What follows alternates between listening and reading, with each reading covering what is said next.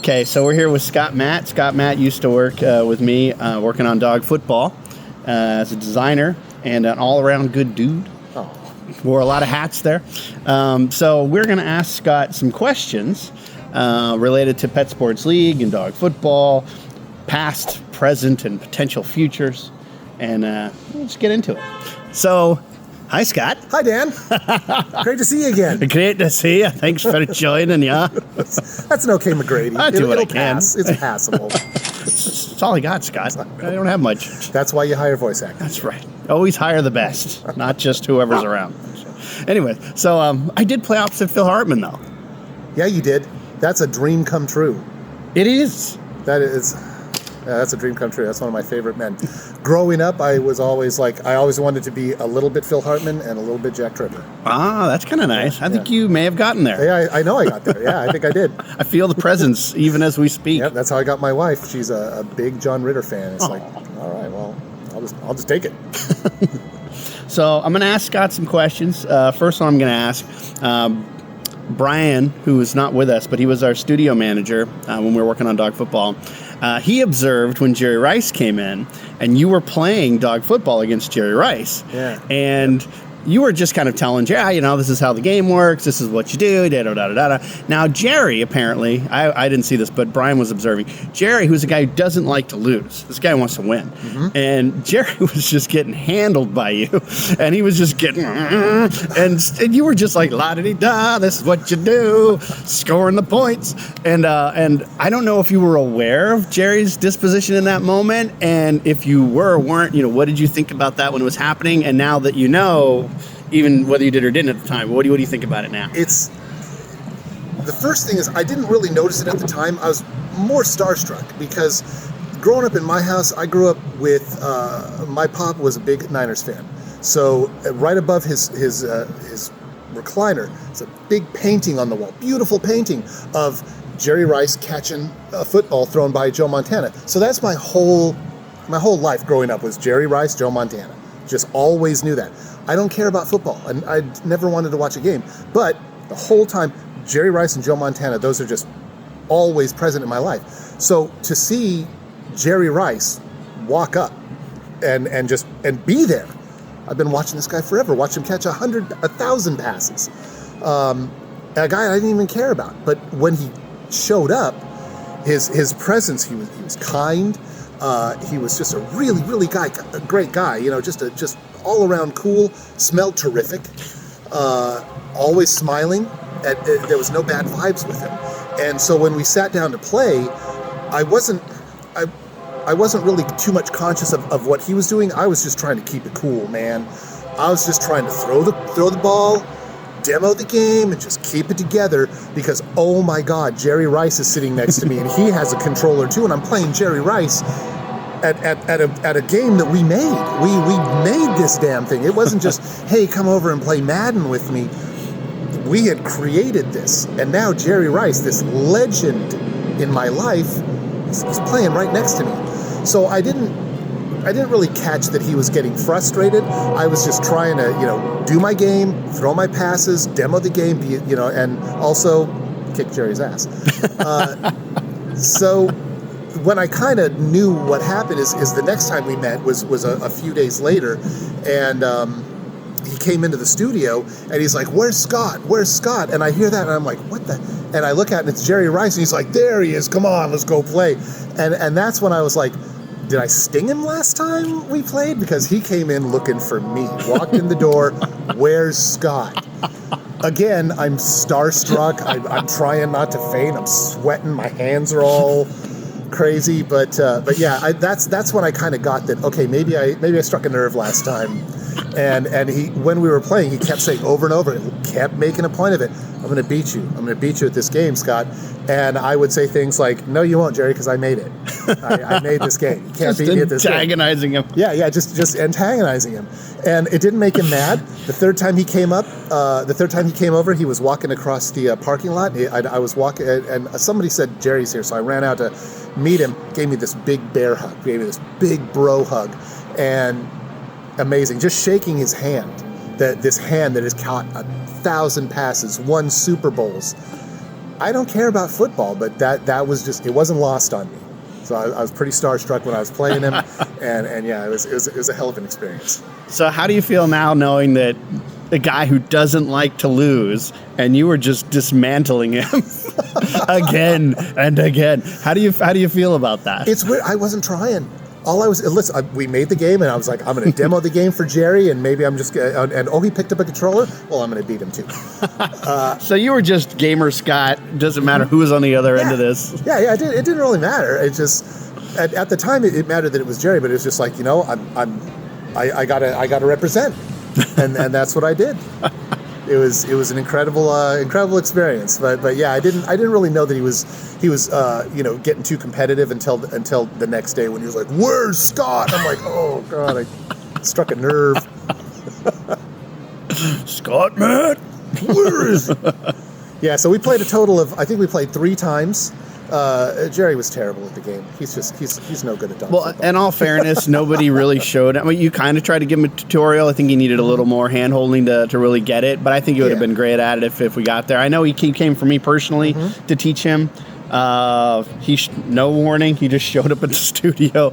I'd like Dan to show me how to play dog football. Where's Dan? Well, I'm out chasing up money so we can stay in business. I had nothing I could do about it. But at any rate, it was an honor that he was even in the building. People would ask me, like, how'd you get set up with Jerry Rice? And I go, well, actually, one of our investors, Pierre, said, oh, Jerry's interested. He'd love to come by. And we're like, and then, like, 2 days later, there's a knock on the door, and Jerry Rice is at the door. Are you serious? Such a big day, man. That was crazy. Day. Yeah.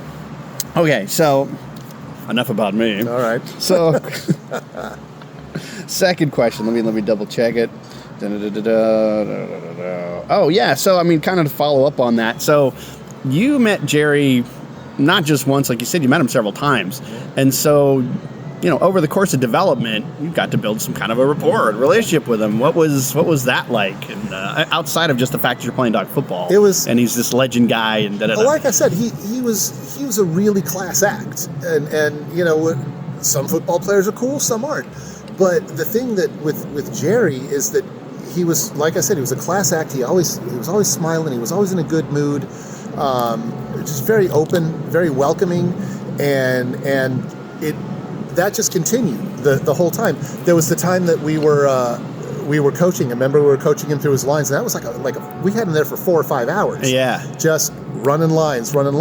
And Jerry, as a football player, he's no John Cena. His lines were wooden and stilted, and we had to really work with him and kind of coach that emotion out of his lines. And he was understanding the whole time. He never got frustrated. And it was a pleasure working with him. And plus, like I said, he smelled terrific.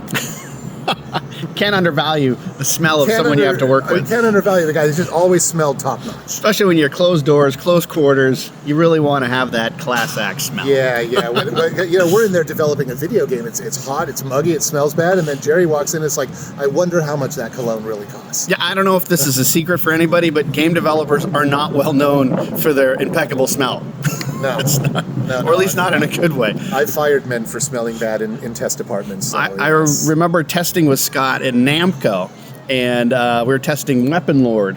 If you haven't played it, you should. They became terrific. Soul Calibur, and there's a whole story there. But the main thing was there was a guy there who was pretty much in his underwear walking around in the halls, and we're like, what is up with that dude? And you'd go by his open door, and oh my God, it was like an open casket. It was disgusting. It was like the Pharaoh has been unearthed, and these smells. Yeah, and that guy, a well-known designer, had worked on incredible things. Yeah. When I worked at Crystal Dynamics, same thing. Crystal Dynamics was shaped like a square, and there were 2 stories, and the entire middle was an atrium, so you could see every office.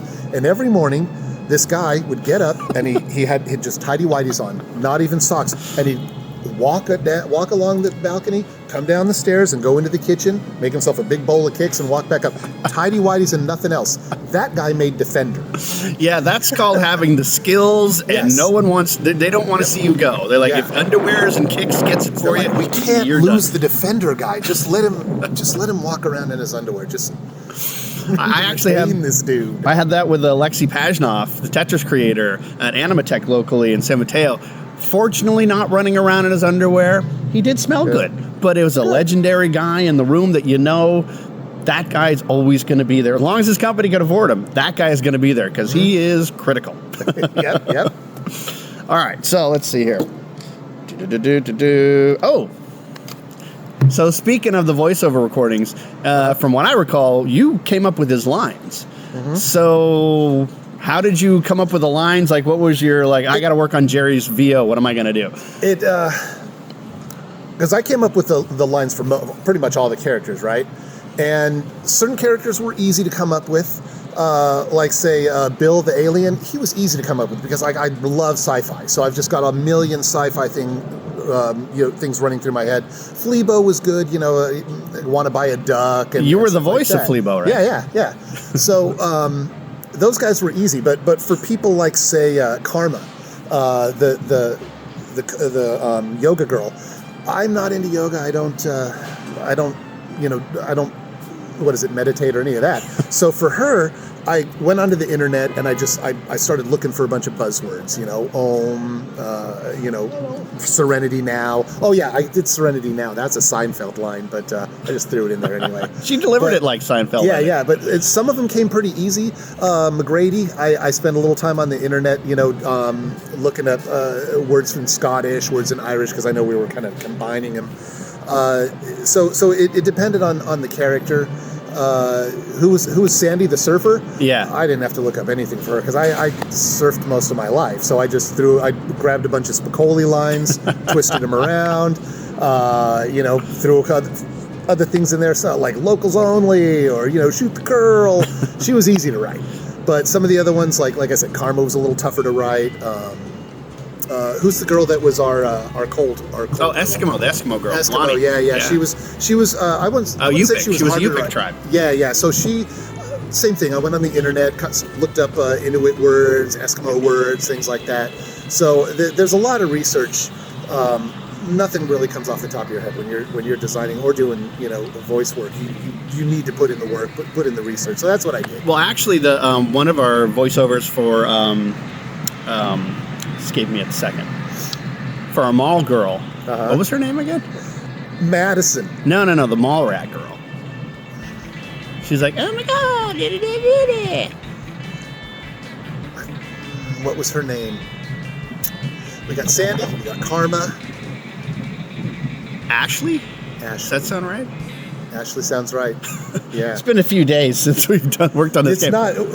We should have been more familiar with the game before we started our interview, probably. So I think it was Ashley was a character in the game, and and a friend of mine, her mom was Yupik, from a Yupik tribe, literally carve out the polar bear and live inside of it to survive till the next day, kind of a thing, like a tauntaun. Legit, like tauntauns. So her mom, actually, I asked him, is there anyone I can reach out to there in your tribe? And she's like, well, they get spotty phones, but you could try calling them. Here's someone living there right now who could give you some coaching on the lines and some dialogue ideas and stuff. So I actually called over there and talked to somebody in the Yupik tribe in the place and got some of those lines folded in with the ones that you added to it. Yeah, you brought me a bunch of those lines folded in. Yeah, exactly. that was Alina. Alina was the girl who did the voiceover, and that was her mom. And so a lot of authenticity, but then so...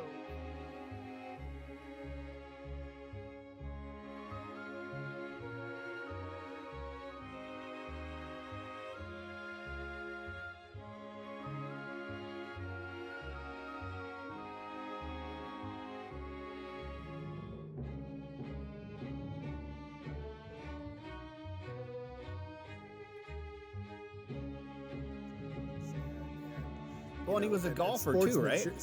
Sportsmanship terms. So a lot of the stuff that I wanted Jerry to be was very positive and very motivational.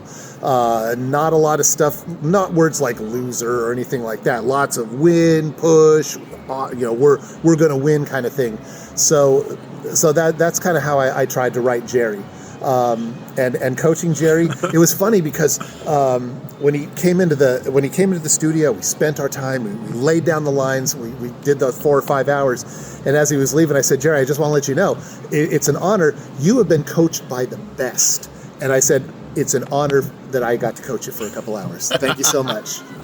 That's awesome. Yep. I think my favorite line out of that whole thing was, I know I'm the best, but you're not going to hear me say that. Yep. I think that's something he said somewhere else, and we grabbed it. I think. Yeah. Oh, yeah. For Jerry, I was looking up interviews left and right.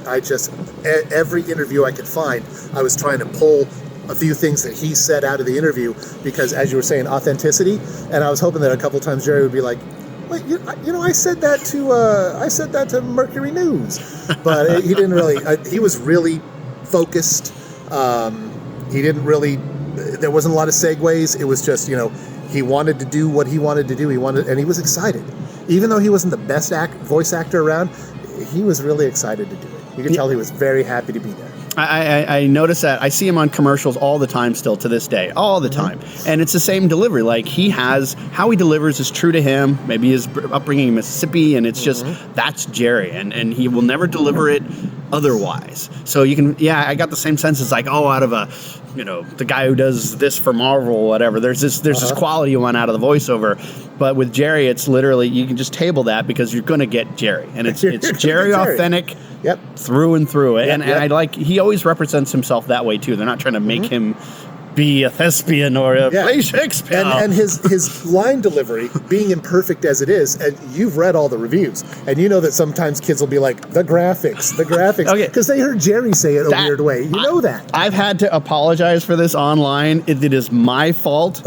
So, as we were saying before, Jerry came in to get some coaching, one-on-one coaching for how to play, and I could have done that, right? But where was the time? And then I'm trying to call his manager, and then he just shows up random, and I'm running around. So, total circus. My fault. We never connected, and so we had to go to New York to record this interview that everyone's talking about for that. And unfortunately, Jerry had no time to really learn about the game. Like, he knew what it's about. He knew it's dogs, it's sports, it's football, it's family. He loved all that. That's why he joined us. We didn't go to Jerry. Jerry literally came to us because of all that, which is an incredible honor to it blows my mind. Because he's got a great property. Right. It's how do you not like dogs? How do you not like football? How do you not, it's got gravitas. Yes. So that happened organically. But then poor Jerry, who hasn't been taught how to play this game, and he goes to this interview and he's armed with nothing now. He doesn't know what to say. And so, what does everybody think with video games? Oh, it must be the updated graphics, right? So that's what came out. Yes. And it's my fault. I did not arm him properly with the ability to play the game. And I should have helped him beat Scott. I could have done that. Scott will deny this, but I could have helped him beat Scott. I don't think so. I really don't think so. And stay tuned on this one, because we're going to do a challenge. I'm getting off script as typical. We're going to do a challenge where Scott and I, this will be open to everybody. You're going to be able to win money by posting the top score, dog football, the lowest quarter matches. Just play straight through full game, full edit, and whoever scores the highest is going to win $50 for them and $50 for their favorite animal charity. But to kick her off, Scott and I are going to go mano-y-mano on that one and see who can post the biggest score, myself or Scott. Now, if you don't know this, Scott Matt was a lead designer on the game. He knows how to burp the baby. Yeah. I came up with the concept. I am also a game designer and designed a portion of it, but I had to go run around doing businessy stuff, so I didn't get to play as much as Scott. So should be an interesting. But now I also wrote Tekken strategy guides, Mortal Kombat strategy guides. It's not like I don't know how to play games. Yep. But Scott definitely burped a baby a lot more than I did. So this should be an interesting challenge. And for anyone who's going to come against us on the challenge, Scott's and I's score won't count because we are ringers. Yeah. But can you beat us? Will kind of be the kicker. And we might have to sweeten the deal. If you beat Scott or my score, maybe there's something there. So we'll think about that. All right. I'm looking forward to this. This will be fun. You're in trouble, dude. And going for the Goldie if you're out there. We might try to call you up to be a commentator, even though you'll be allowed to participate in this competition. But we'll need a good somebody to kind of call shots on this one. I can do that. I'm a good shot caller. A handshake on it? All right. There you go. You got it. You saw it here. He's going to go mano-y-mano. I enjoyed the last thing we did with Jerry Rice. I'm sure this is going to be just as fun. It should be a good time. Yep, the kid thing we did. Yeah, that was a blast. Okay. Let me look at what I'm supposed to be asking you. Right? We will get sidetracked. Now this one's a little off out there, but okay. Do you remember when you were putting up the giant logo in our first big studio, and you almost fell off the ladder? Yes. Can you take us back to that time? Well, yeah, I almost fell off the ladder, and No one helped me. Now this isn't just your typical. There's a guy over there with a ladder. This is like 3-4 story type of ladder. Like it was obnoxiously high up there. It was really high. I would say I was on the 3rd floor, but with one ladder up on the 3rd floor trying to take this thing. Almost fell off the ladder. It was very scary, but I lived. But everyone just laughed at me. Mark laughed at me. Mark came up and just ha ha ha ha, and that just led to everyone else laughing at me. If I died, I'm sure people would be like, "Oh, it's so sad," but I didn't die, and you know me, I'm just like, "Oh, look at me, I fell off the ladder. What are you going to do?" And so that just made everyone just laugh at me. Now, but it was very scary. In fairness to Mark, I think he saved your life on that. It was Mark and Jason. They both saw the ladder coming away from the wall, and I think it was Richard, our CTO, who pointed out the physics on this one is not good. The angle of the ladder. He's our guy for physics, and he's like, and here it goes. And then Mark and Jason run up, grab the ladder, push it back against the wall for stability, and Scott was saved. That was terrifying, though. I mean, you think, okay, it was just away from the wall and then back. That was really scary because I was high up. Yeah, I would think that was terrifying. That was a potentially life-ending, either through death or disability. It was a potential disaster. I didn't want Mark to laugh at me again. I really didn't. And we didn't want to lose you. You were pretty important. No. So, yeah. No, I knew a lot of stuff about the design. You didn't want me. Well, and I haven't said it here yet, but so Scott, not just a game designer, but he injects a lot of humor. And I don't know how much you get out of this just watching him here in this moment for now. Scott's a funny guy. So when we were making this game, I knew we've got to get Scott Mann involved because the humor he embodies is going to come out into the product, and it's going to come right in through the game to the consumer so they can enjoy the heck out of this thing. And that's what it's meant for, was just to have fun. We're not trying to be hardcore Madden. We're not trying to be that, hey, this is the top game of the year. It was like, just have a good time. Remember when games were just for fun and you had a good time? That's what we're doing. Yes. That still can exist today. Yeah, I think we succeeded. I have no doubt. I mean, that game is super fun. The game still sells today, and people still go, I never heard of this. How come I never heard of this? This thing's great. I love it. It's so fun. One guy recently said, he's like, I don't know, and you heard about our new Dino Dogs thing and all this stuff. He's like, I don't know what universe this is, but I want to live in it. I was like, that's all we're trying to do. So you brought that out. So let's come back to my thank you, Dan. My questions. Okay. You're most no, thank you. So this is kind of within that theme. What was your favorite part of working on Dog Football? My favorite part of working on Dog Football was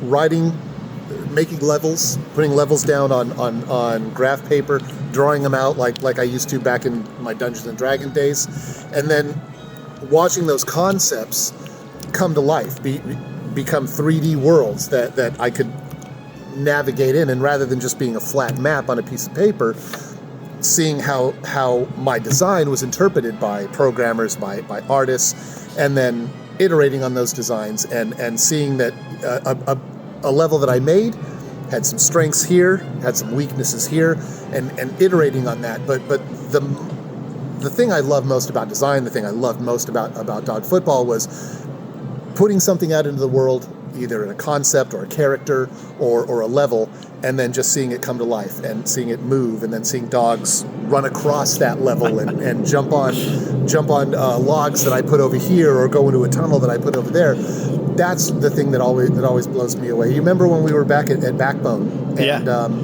and my first creature that I ever designed, and it was a goddamn scorpion. And if you know anything about Will Smith and the whole Wild Wild West thing, the director wanted a scorpion in it, and the director was like, not another scorpion. And so in Hollywood, scorpions, they stay away from that. My first creature was a damn scorpion. Big scorpion boss with a gun on his tail. But if you remember our artist, Kevin, watching him take take my crude drawing and what I said was this, and having that come to life and be like, wait a minute, that's a character I made. Nowadays, I look back on it, I was a young designer, and it's like, who wasn't making scorpion bosses back then? I like your drawing went from like Hand Banana and Aqua Teens to a legitimate looking scorpion. To a real boss that I fought and shot back at me. And by the way, I was leading the design group then, so I co-signed this deal. So I was like, absolutely, Scott. Scorpion it is. The way I got into design is you came over to my house one day, and Joni was there, and you said, do you want to be a designer? I said, I'd love to. And you said, okay, make me 3 maps. See ya. And then you left. And God, that was a tough night for me. It was a challenge. It was a tough night because him. I didn't believe in myself. I just don't. I believed in Scott. I don't believe in myself. So I was just tortured. I'm just, Joni's putting her hands on my shoulders. Come on, it's going to be okay. Just settle down, focus, make one map, but it took a while for me to calm down and just go, okay, you know what? I can do this. I've made maps. I played games. I've got a million levels in my head. What do I want to play? What's going to be fun for me? And so knocked out 3 maps. You came over and you said they were terrific. And the next day, I'm a designer. I'm not a tester anymore. I'm a real designer. That's right. I parlayed that into working at EA as a designer, working with you at Judo Baby, and yeah. So you're the reason I'm a designer, by the way. Just saying it. So thank you. Well, I'm happy that was done for me, and I'm happy I did it for you, and the rest is history. Yeah, I was languishing in test until you came and plucked me out. So if you've enjoyed playing levels in dog football, a good portion of that was from Scott, and very happy and proud that we got him into that line of work, because I love how it turned out. Would be a different game if you weren't in it. I'm glad I'm able to say that as a gamer, my first job was in high school. My dad would drop me off at the arcade every night with $10, come back and get me 2 hours later. I don't know what they did. I just know he wanted me out of the house for 2 hours. But I got a job, Windexing all the arcade machines for a few extra tokens. And that was like my first job. And then I went and then, went into tests and stuff like that. But it was all because of you and your belief in me that I took my career and I expanded it and did something I'm really proud of. So thank you. Likewise, like I said, people did that for me, and it's an amazing thing to kind of keep passing down the chain. Yep. In fact, I'm sure the games you were playing, you played some that our other lead designer, Dave Ralston, for Dog Football, you probably played his games. He was 720 and Cyberball and a lot of classic Paperboy. I lost my job and you at were the Gap. working right next to him. I lost my job at the Gap because I couldn't stop playing Paperboy and 720. Me and Paul were in the arcade, and he's like, "Aren't you supposed to be back from break?" And I'm like, "I don't think so." and I just kept playing that, and we played Rampart, and it was 720 that really killed me. And I guess I didn't make the distinction that I needed more quarters, and to get more quarters, I should probably go back to work, and then I won't play the game now. I can play the game later, but I'll have quarters then. I didn't think about that. So my friend Ben and I, we parlayed that concept later. We figured if we get so good at this game and nobody can beat us, we can go to the tournaments, clean up, and they'll pay us in tokens. And so our playing games just leads to more tokens to play more games. Totally perfect. That works when you don't have to pay rent and things like that. No, that's valid. I don't see the flaw in your logic at all. It worked. And it got us to writing the strategy guides, the Tekken and the Mortal Kombats and the whole to-do. Oh, those Tekken days. That little cheers. We'll take a cheers moment. So along those lines, I want to ask you, what level did you like the most that you made? And then how was it, on top of that, working with someone like Dave Ralston to kind of help guide all this stuff in the right direction? Working with Dave, my favorite level is probably the space level. I think the level that works the best is probably the dual island level. Yeah. I think that one probably works the best. It's got the best flow. Level. Yeah. It's got a really good flow. It's got a lot of elements to jump on, but I think the best looking one and the one that has the most appeal is the space one. Because when kids see it, that's what they want to play. They want to play the space level right now. And it was the level I never thought would work. I thought the whole time I was thinking this is not going to work at all. Doing the space level, it was really hard because I wanted a flying saucer there because you have to have things to jump on and climb into, and I wanted the saucer there, but it took a long time. You and I, you remember, we hashed out over and over, where does the saucer go? How do we fit it into this design? We could easily have just a flat level that looks like one of the Street Fighter training zones, but we wanted to make this one really just shine, and I think we nailed it. It's a great looking level. It's got cool elements like rocket boosters and asteroids all over the place. So yeah, that's probably my favorite. And the Ducky Nebula, that was my favorite. I worked so hard with the artist to I was trying to get across to him the idea of a Ducky Nebula, and it just wasn't taken. He just wasn't getting what I'm seeing in my head. Mm-hmm. And I'm like, it's a duck. Picture a nebula, where there's you think you see something in it, but this case you clearly see Make a rubber me a duck ducky out of stars. Yeah, rubber ducky stars, and then that's all. Give it nebula kind of colors. not following you. I don't know why it was so hard, but we got there. We got the Ducky Nebula. Alter did great art for the spaceship. The spaceship was basically projecting this field into space to give it some air so people could breathe, but also you could go out of bounds. So, yeah, it took some work. But I remember Dave coming by on several occasions when I was just kind of flying by, and Dave would be leaning over your shoulder and be like looking at the map, and he'd say, well, Scott, I think maybe this, and let's maybe this, and maybe that. And I was just blown away that here's Dave Ralston. Here's Dave Ralston working with Scott, the guy that made Paperboy, and he did 720, and he was doing our skateboard level. I'm like, this is a perfect 1-to-1. But seeing him work with you and knowing that you've been playing his games as a kid and just working together, to me, I thought it was amazing. I don't know how you felt about it. Oh, I feel twice as amazing as you felt. Because there he was. I mean, like I said, I lost my job because of this guy's game. Because this guy's game was so good, I was like, I don't even need to go to work anymore. In fact, I'm not gonna. I like that it's Dave's fault, too. It's not your fault. It is Dave. That's what happens when you make such a good game. Don't you hear give that, me a Dave? game that good. This is your fault. But he had incredible advice. The thing I liked about Dave is not only was he a good designer, but he was a great artist. So Dave did something that I wasn't quite able to do, which is he could convey a design idea instantly just by sketching it out. He went to art school, so he had an understanding of dimension and vanishing points and all that stuff. He's a tremendous artist. I didn't know any of that. So sometimes Dave would write something really quick, just a scribble, to sort of show it to me, and I would take that scribble and put it in my pocket and keep it. Perfect. I still have these scribbles. A lot of them. It was like getting like Van Gogh paying for his meal with a scribble, and sometimes I would nab one and keep it because it's like, well, this is from the Paperboy, and he wrote that to me. This is a Ralston. This is a Ralston, and it was written to me to help me design a better game. I'm telling you, man, the things that happened at Judo Baby was like magic. It was amazing. We met the Aquabats, remember? Yeah, that's true. We got to see the Bat Commander and get his approval to put the music. We went backstage, hung out with the Bat Commander. While we were doing that, Monkey came by. Kurt Monkey's music's in the game. Hung out with me. Yeah, what's his name? It's the theme song, It's the theme song. Yeah, Satellite. That's a great tune. Monkey came, grabbed me, took me into their green room, and we were hanging out chatting, and I was just like, I've seen you guys like 30 times, just so you know. I'm really big Monkey fan, just so you guys know.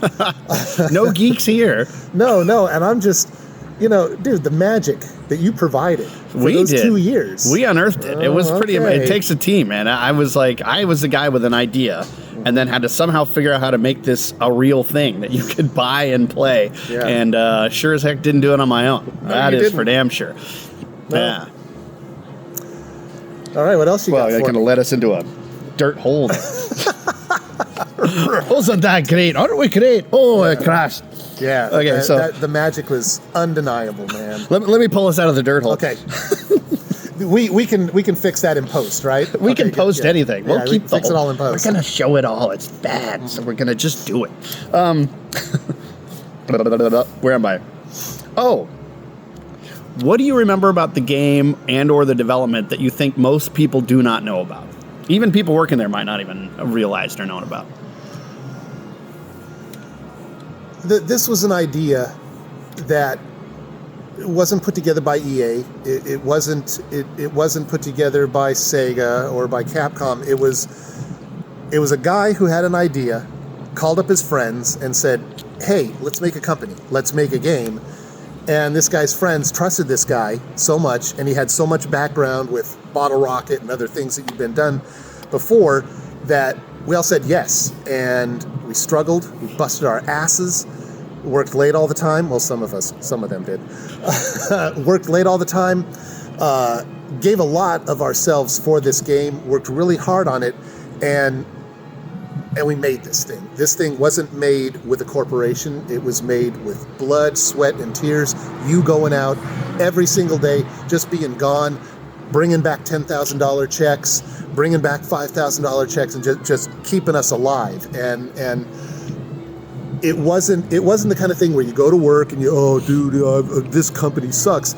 If this company sucks, it's because of you, because you were in the company.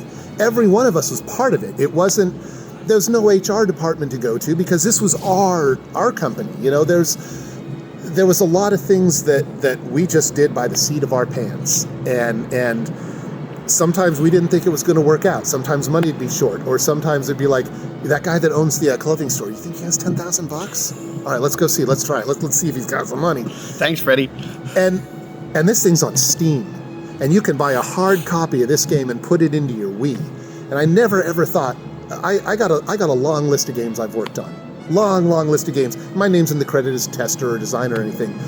But there's nothing like the magic of dog football. We were there from the moment we started making maps on graph paper until the day it's in the Steam store. And one thing I know, I talk to a lot of people in the industry. I talk to a lot of gamers, and the bar is usually, oh really? Are you in the Steam store? Yep. Yes, we are. Oh, wait, you're on Steam? Yeah, you can go get dog football right now, and it surprises people. That's the kind of thing. This ragtag bunch of dudes and girls. We made a game. We were in GameStop. And we're in GameStop, and we published it. And you can go to Amazon and read reviews about our game. So that's something that people may not know. Usually you buy a game and you're like, okay, cool, it's Overwatch. It's by Blizzard. Okay, cool. But to know the work that went into this game, driving out to E3 and having a booth. I've been to a couple of E3s, but I ran a booth at E3, and running the booth wasn't, okay, I want you to come see Capcom's game. It was, I want you to come see our game. You have a problem with it? Well, I did that.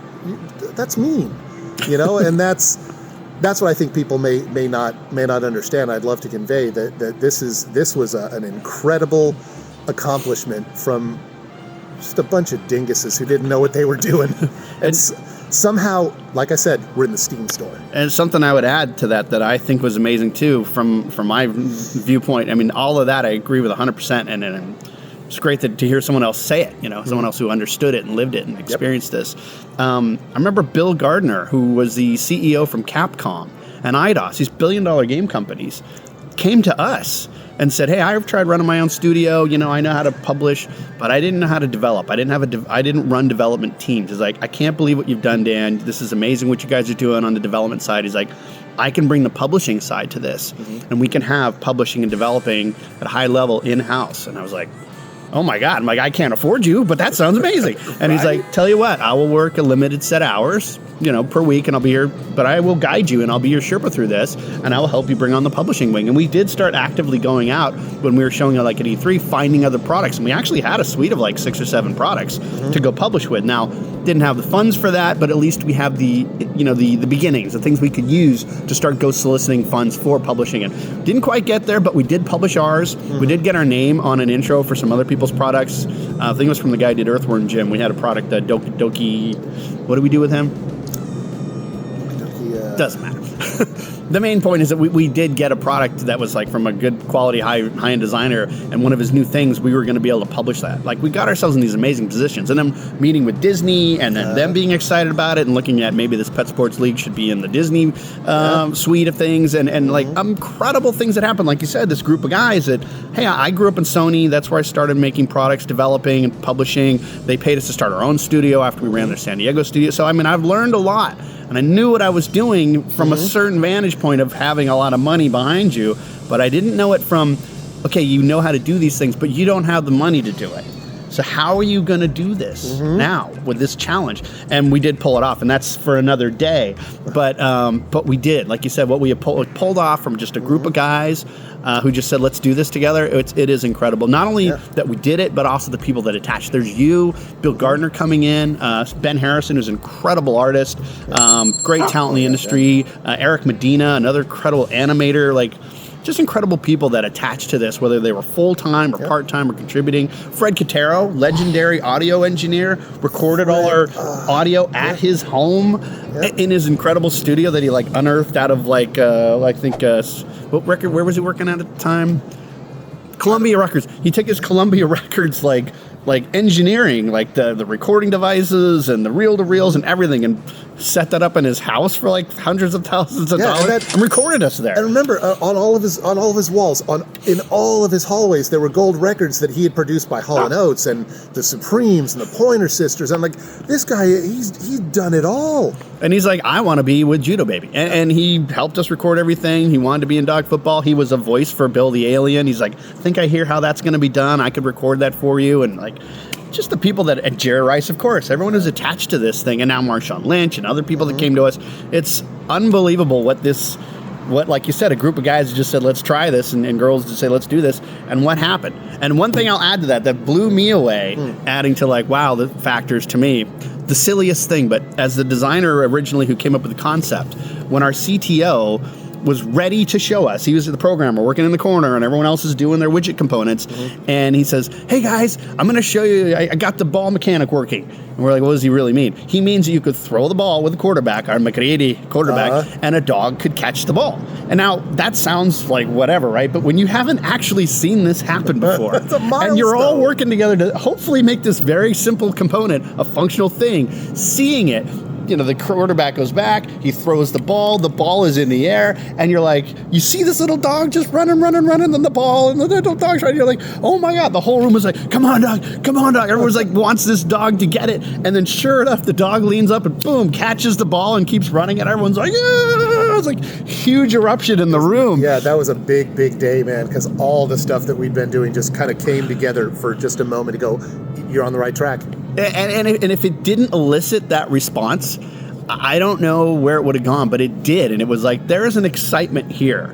It's simple and it's small, but it's kind of exciting. And when you play the game, I think you understand that. You're like, oh, hell yeah, he's got it. It's something to enjoy and get into. Oh, yeah. Okay, we got way off, which is great. I knew we would, I know. Okay, here's one similar, but a little bit different. What was the funniest thing you recall while working on dog football? And it doesn't have to be in the game. It could be in the game or in the studio or around the studio, trade shows. Turn off the camera. Yeah. Okay, let me rephrase. What's the funniest one you could actually say on camera? And be advised, you can say things that you can't say. That's fine too. Our first working E3. Two things. Two of the funniest things. Number one, you almost died to Mark Setney in the lobby of the Hotel 6. I could have taken him. That was what I'm I just was kidding. afraid. Mark would have taken me. Mark almost killed you. It was very scary, but afterwards, the talk around Judo Baby, hilarious. But okay, one of the funniest things happened kind of outside. It was an E3 thing, and it was, remember we were working and we were playing Tekken in the hotel room. Oh yeah. And we were up until, and it was 4 a.m, and the goal was for you to hit the rolling death cradle. And nearly impossible move for most people. Nearly impossible. We'd been at E3 all day, worked, it must have been 18 goddamn hours doing that. Then came back here, playing Tekken all night, dead tired, and it was about 4 a.m. and the rule was no one's going to bed until somebody pulls off a death cradle. And when you did it, the place erupted. It was so loud, my hearing. Everyone just yeah, and we were laughing, we were batting each other on the back, and that night was over. Everybody went back to their hotel and got up to work the next day. I remember that because it had been so long since I have done a rolling death cradle that I'm like, what? It's 2, 2, 2. Like, I'm like, what was the form? And somehow, some way, something in me, probably there's brains in my fingers. Somehow, a rolling death cradle emerged. It was incredible. And you didn't cheat. Because I put no top buttons. Yeah, I put some of the buttons on here so I can do the death cradle. But no, you're just raw dogging that shit. Incredible. Raw dog in the death cradle. To ask your parents about that one. They'll tell you everything. That was incredible. That was an incredibly fun night. But yeah, I think another really fun thing was that you got us all tickets for our first E3 where we weren't working. This was kind of the scope out E3 thing. Man, that was just so fun. It was, and that was it wasn't really so much development, but that I'd been to a lot of E3s, and that was beholden to a company. You work the booth. Here's your 10-minute. Here's your lunch. Come back. Whereas I got to go to E3 for fun. And I never thought I would, because it's like, yeah, I'm a developer. The only way I'm ever going to get to E3 is attached to a company. I'm never going to get to go to E3 and just go. And our first E3 was that. One of the funnest things ever. Remember, I was grabbing bag after bag of swag, and I was just like, look at all the swag I got. Yeah, and I'm sure you thought that was also super funny. Also, the food at the first one was so expensive that I got all of us at Judo Baby. Remember the Gamer Grub? So we kept going over to the Gamer Grub booth and grabbing their free samples, and that was like our breakfast and lunch for the whole time. Survival of the gamer. Oh yeah, and we'd come over and we'd be like, "Are you sure this is cool?" And they'd be like, "Dude, it's E3. Go ahead, man. We got plenty of it." Because they knew we were hurting. Yeah. But yeah, that first E3 was just a blast. That was a lot of fun. Just having the freedom, the freedom of this is E3, but you don't have, you're just here to fun. Not even really research. Just we're a year into dog football, and E3's here. Have a blast. I know you were working. I was. You were networking. You were getting money. Me, Mark, Ben, everybody else, we were just having a blast. And I think there's a couple good lessons there. One, definitely enjoy life. The other thing, why did Mark and I want to kill each other? I couldn't tell you. I really don't remember. I think it's vaguely something to do with his whole family came down, and it's something like that. It had to do with an airport. It had to do with picking up somebody at the airport. But it was, I thought you were going to die that night. I thought I could have taken him. Well, because you're yelling at freaking John Cena, essentially. Yeah, Mark was our artist. And he's got fire in his eyes.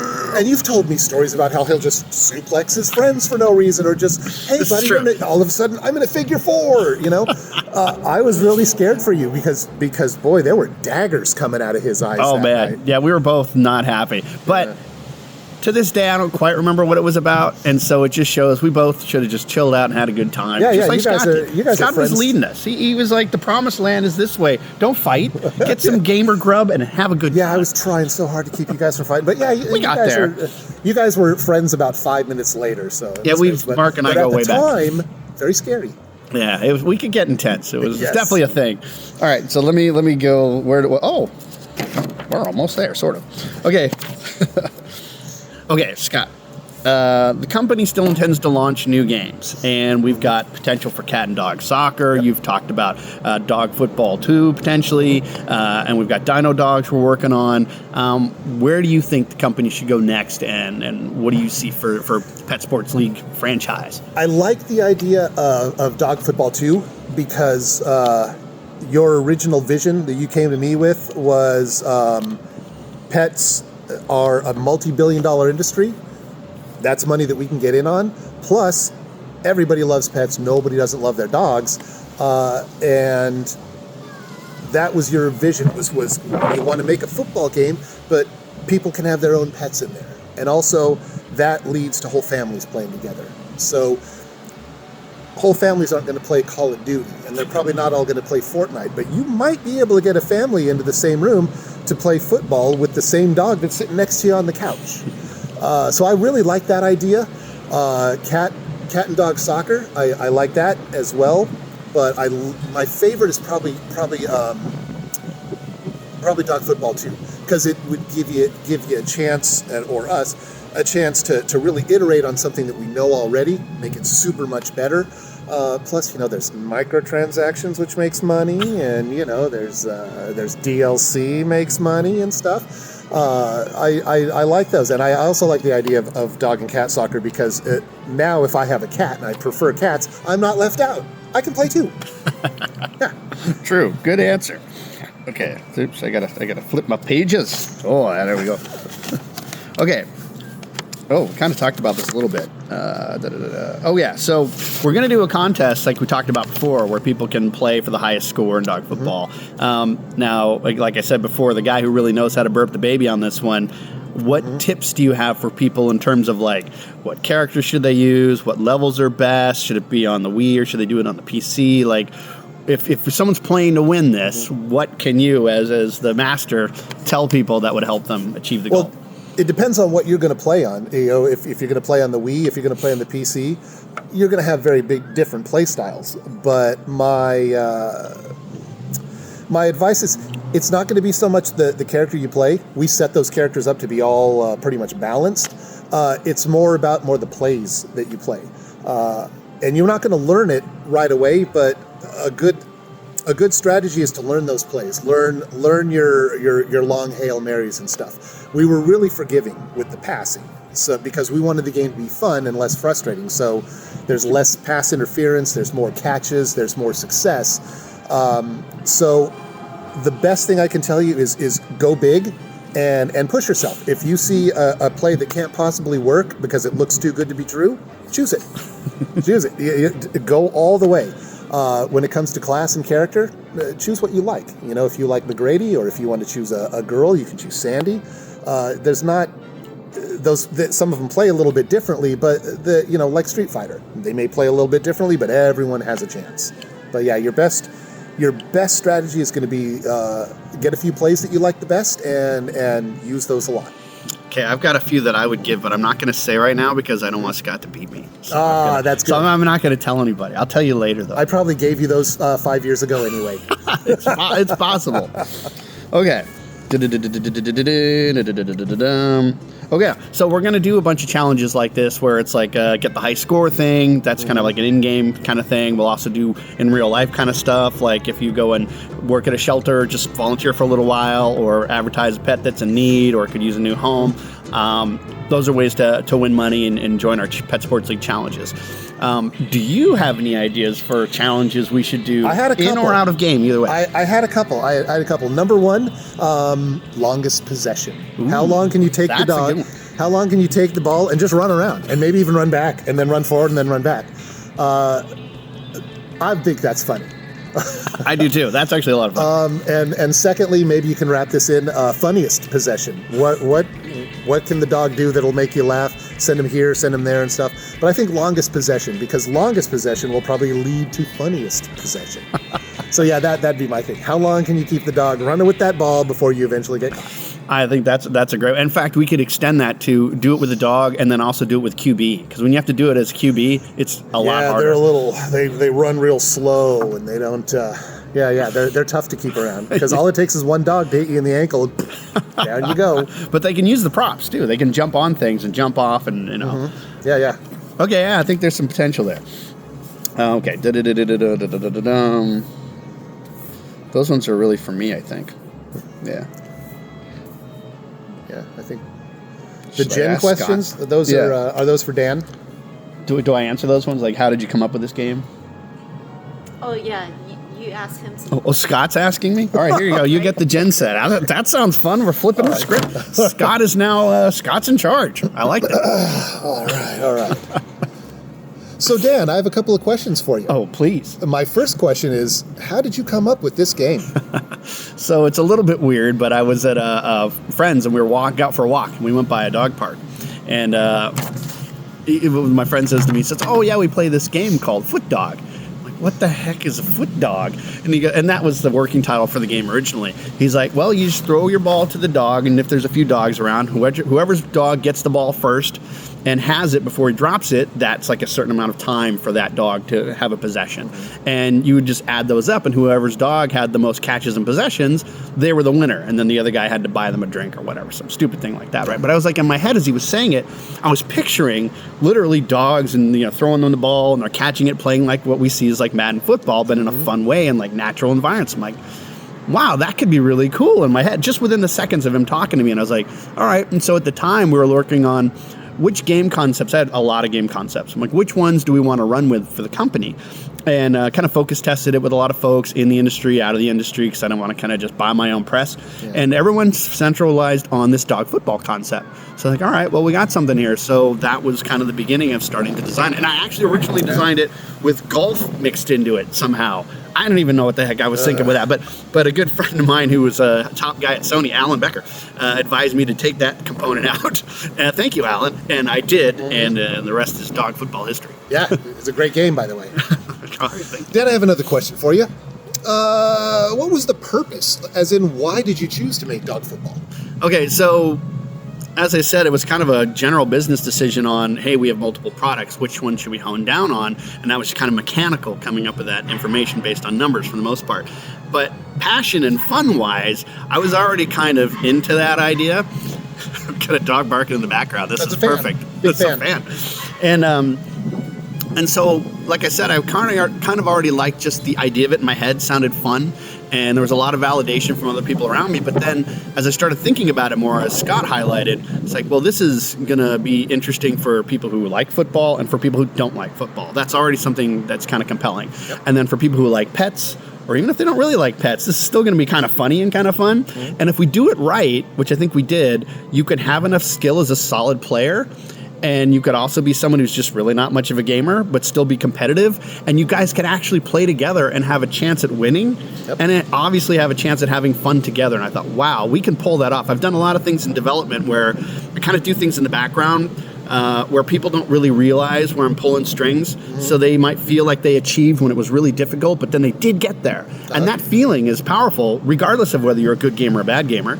So I was able to sneak some of that stuff in, and that kind of levels the playing field. We'll call that nerfing, but if you do it right, most people don't even know it's happening, and they're just having fun together. And those are some of the things that drove me about dog football and its design and making it to what it is today.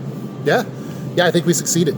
Yeah, I do. Well done, Scott. I got one more question for you, Dan.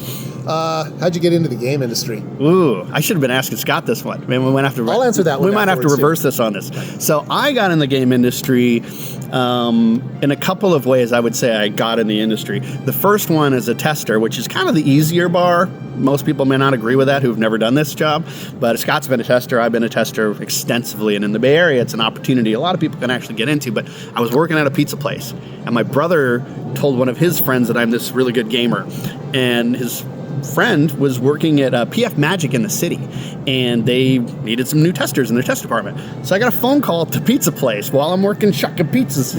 And I was like, hello? And they're like, yeah, your brother said you're a really good gamer. We need some testers. How much are they paying you down there? I'm like, they're paying me this much. He's like, well, I'll tell you what, we'll pay you a lot more than that, and you can just come up here if you start tomorrow and start testing games. I was like, for real? Yep. So he's like, yeah, this is legit. So I held the phone. I'm like, hey, everybody, no 2 weeks notice. I quit. I'm going to hang up this phone, and I'm leaving right now, and you'll never see me again. And I did. Beautiful. I hung up the phone, and I never went back there. God, that's beautiful. And I'll add on to that, because the key is, like, how do you then get out of test? Because everyone's like, I'm a tester, but how do I become a developer? Yep. My buddy Ben and I were practicing games so much at the time, Mortal Kombat and Street Fighter, that we got so good. We would literally put in our quarters and go, if you do this and I do that, what is the win? For every permutation, every character, every variable. So when we'd go to tournaments, we were just dominating everybody. Like goofy stuff, eating an ice cream cone in one hand, not even looking, and beating them. It was just embarrassing. But because of that, there were magazines developing in the industry at the time, and I didn't know about this, but they reviewed us, and then they interviewed us, and then they put us in magazines, and then because of that, Brady Games called us and said, you guys are the top players. Can you write strategy guide books for us? I'm like, absolutely. So we started writing books for this, and now we're kind of leveling out a test into another part of the industry, but still not developing yet.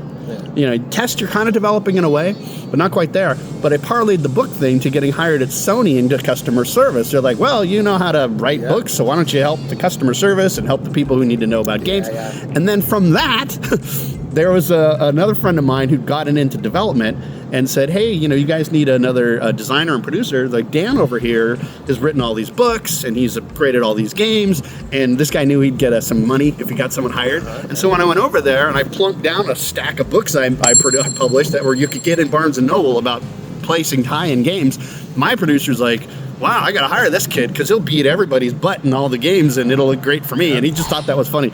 So then I started at Sony PlayStation when PlayStation 1 was new, and making games ever since. Damn, very nice. And so we'll turn the tables. Mr. Scotty, we'll wrap up this interview with, how did you get into video games?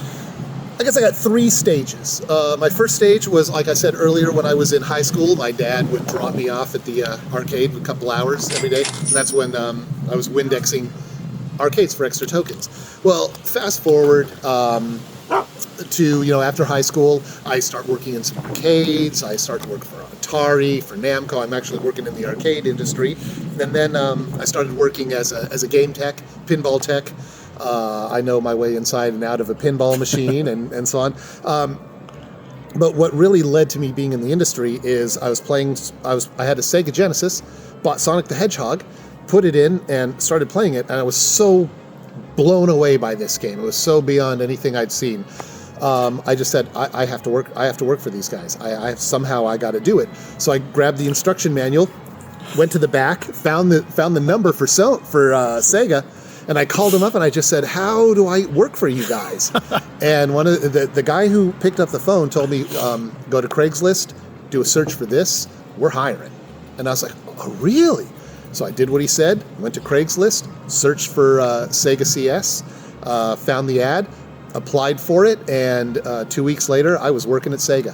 I was doing game testing, not testing, game counseling. I was on the phone, had a mic. People would call me up and they'd say, "I'm playing Landstalker. How do I get through the Lake Shrine?" And we'd say, "Okay, go up to the third bush, hit it 4 times with your sword." People call up, "I can't beat Dr. Robotnik. I'm playing Sonic. I can't beat Dr. Robotnik." "Ah, no problem, kid. Here's how you do. Ding, ding, ding, ding. What's the Mortal Kombat blood code?" So that was my life for about a year. We had a Sega on our desk, TV, and we had to be playing. And if you weren't playing Sega games all day long, the phone would pick up on its own, and the phone would hang up on its own. So just all day long, boop, boop, boop, boop, boop, boop, and you just tell people. You had a couple of binders up here. Sometimes you took the binders, but after a while, it was all up here, baby. So that led to us moving over to Sony, starting their customer support department. And then I did lots of testing. That's where you and I tested. We tested at Namco. We tested a bunch of places. And then one day, stage 2 was Sega. Stage 3 is you. You came over to my house one day and said, "Make me some levels, and I'll make you a designer." And damn it, you did that. We did that. You did that. We did that. You gave me the door. And so all the stuff that you're telling me about, people that Bottle Rocket and so on, it may be, it's kind of who you know, but it's more who knows you. Yeah. And a lot of the stuff that I'm seeing, a lot of my opportunity was you knew me. A lot of your opportunities were from people you know. But that's how I got into the game industry. You calling up Sega and going, "How do I work for you?" And then later on advancing my career with your help. Yeah. Yep. Yeah. Well, there you go. Well, Mr. Scotty, appreciate you taking the time to talk a little Pet Sports League and dog football memory lane. Always a and pleasure. I hope we get to do more of it in the future. As long as I'm living and breathing, we're moving in that direction, slowly or quickly. So, and it's been slow, but hey, what are you gonna do? It's an independent game world. It's a rough gig, baby. I'll tell you that. And when you hit it, you hit it. But until then, it's a bit of a slog. But we've proven, literally together, and you can go buy it and play it. It can happen. You can make these things happen. So, Scotty, thank you again. Thank you, Dan. For everything you've done. Really appreciate it. Right. You're welcome. Yeah. All right. I'm signing off. You're going to press this little button that says boop.